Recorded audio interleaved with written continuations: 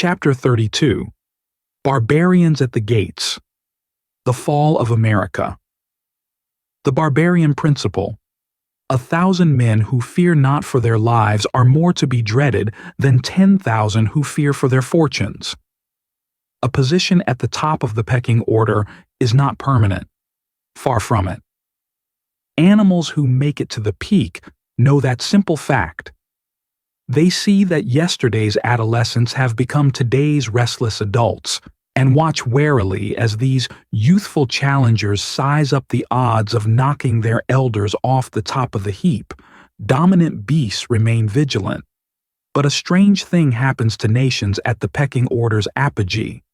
The dominant superorganism sometimes goes to sleep.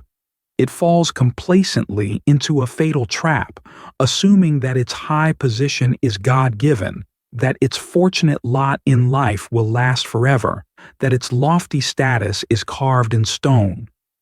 It forgets that any pecking order is a temporary thing and no longer remembers just how miserable life can be on the bottom.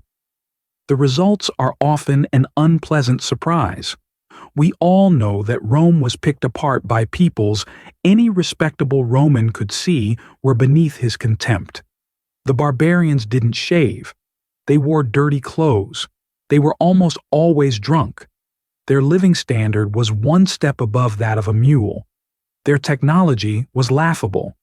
They usually couldn't read and write. And they certainly had no culture. What could these smelly primitives do? They could fight. When Americans go to the theater to watch Star Wars or the Hunger Games, they cheer for the rebels, the have-nots, the young teenagers, the women.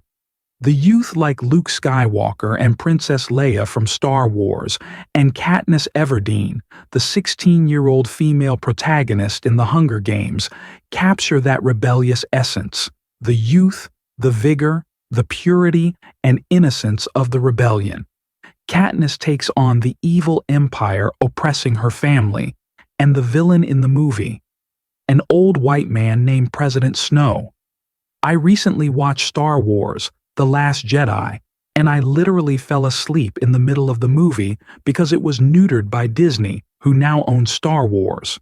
The narrative was women, blacks, the youth, Asians, the poor, and a whole bunch of minorities and some incompetent weak men against the rich and old white men in the empire. It was cliché and such a display of the popular narrative that I fell asleep in the middle. They say that clichés are so common they are meaningless. The entire movie was one big cliché, a story so common in our narrative it failed to become a distinct or meaningful piece of art. So I fell asleep in the middle of the movie. No amount of lasers, robots, or spaceships could keep my interest in something so blatant and bland to the social conditioning that is happening today. At least in the 1970s, Star Wars had competent young men fighting the old man empire as rebels. The Last Jedi has almost no competent men left. In fact, the men in that movie really suck. Good times create weak men. In the Hunger Games, the story is set in an alternate universe based on Rome in which the story takes place.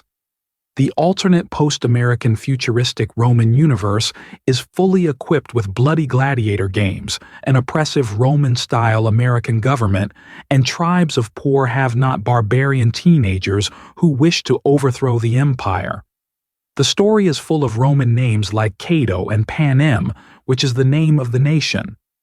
Panem, which is supposed to be a post-apocalyptic America, means bread, which is an allusion to breads and circuses.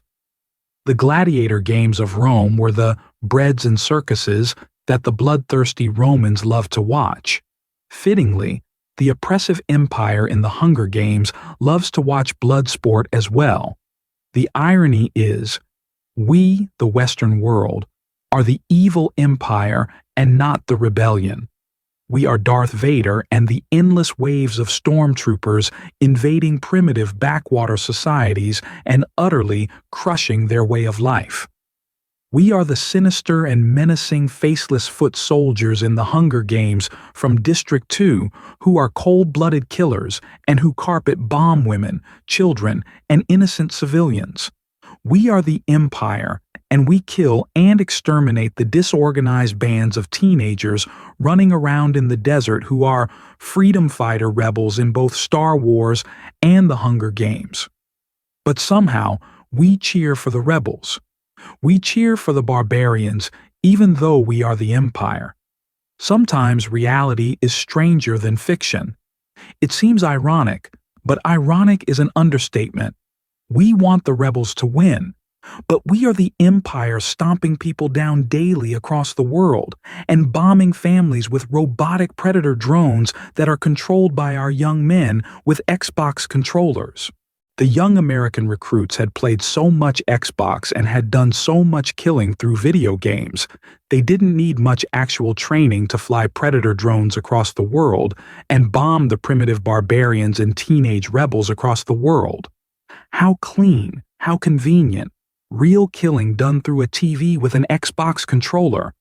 It might be a good thing that the men of today are doing so much simulated killing through video games, because that literally might be how the wars of the future are fought. With a keyboard and mouse or with an Xbox controller in mom's basement with a real live predator drone blowing up real people across the world. Why send a man if you can send a machine? Stay in the comfort of your basement and be home in time for dinner after the killing is done for the day. But we go home and watch Star Wars and cheer for Luke Skywalker. Yet we are governed by Darth Vader himself. We think we are the Jedi, but we are indeed the Sith. We are the bad guys, the evil empire, the human butchers on the world stage. No wonder the barbarians of Islam hate us and what we represent. When you see the evil empire on the big screen in the movies, you know they are evil right away. So why is it so hard for us to see our own evil and our own darkness? It's because tribally, our killers are good, moral, and justified. The modern-day cave is the living room, and the fire and shadows are the television and the media. We have this exact allegory happening right now in our society. The masses are watching the shadows of the media glide across the cave wall every day, and they believe what they see to be true. But the shadows are manipulated and are man-made messages for a purpose. When someone comes to take them to the light, to the truth, to reality, to what is actually happening, they violently fight this liberator as if he is their mortal enemy. It is so dark in the cave, it is so comfortable, it is so easy. They have esteemed awards and honors for knowing the false truths and half-truths of the media, and they dare not compromise all that they have to risk going to the surface and learning the real truth. Weak people don't want the truth. They want to feel comfortable. There are 4 types of people. 1. Those who want to be comfortable. 2. Those who want to be right. 3. Those who want to be liked. 4. Those who want to win. A strong man knows he must face ugly truths to win. It's part of the job of being a man. Carry out the mission. Do your job, whatever is required. But the people who live for comfort will resist the discomfort of reality. They will stay in the cave and cling to the false shadows and media messages. If these ignorant people will try to kill their liberator and try to kill the truth, then what does that say about being a bringer of truth?